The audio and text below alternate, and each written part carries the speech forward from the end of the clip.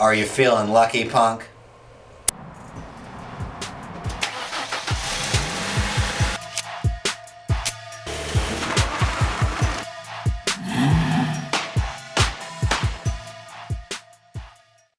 Sasha here from Man Life Society. Today I'm going to be revealing my trade secrets on polishing stainless steel firearms. We need to go over materials and methods. First, I need to tell you that you can only do this on stainless steel guns. No blued weapons and no plated weapons. You will ruin them.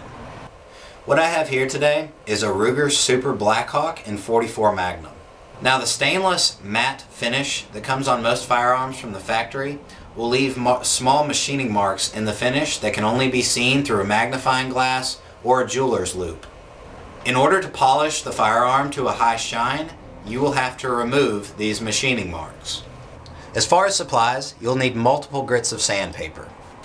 I start with 600 grit, followed by 1000 grit, followed by 2000 grit, followed by 3000 grit. The level of shine that you desire on your stainless steel firearm will determine what grits you use. Most people would be satisfied stopping with 2000. I'm a perfectionist, so I jump to 3000 as well. The final material you will need will be a metal polish of your choosing. I prefer Mother's. The method that I'm going to show you is to be done by hand. There are talented gunsmiths that can do the exact same thing with a Dremel. But with a Dremel, you run the risk of making mistakes such as rounding off edges and then making those mistakes before you realize that you've made them. In summary, I'm assuming that only a beginner would be watching this video in the first place. So having said that, do not touch your gun with a Dremel. How reflective you want your finish to be is going to determine how long you spend working on the weapon. First, disassemble your firearm, which I have not yet done. But once you have disassembled your firearm, you will take the stainless pieces and begin rubbing them with your lowest grit sandpaper. Start in small sections so that you can keep the finish consistent.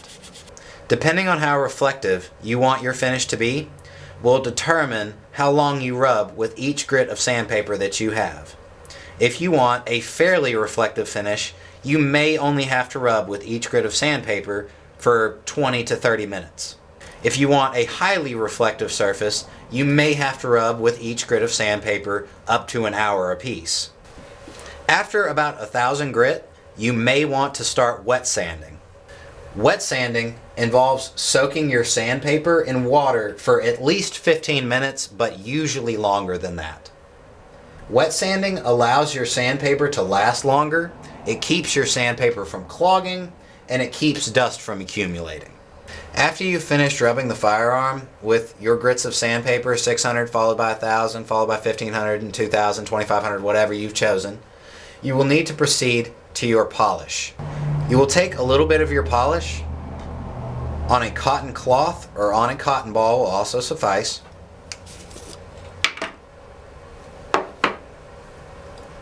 And begin rubbing your firearm with it. Polishing with your chosen polishing compound, like your sandpapers, will probably last 30 minutes to an hour.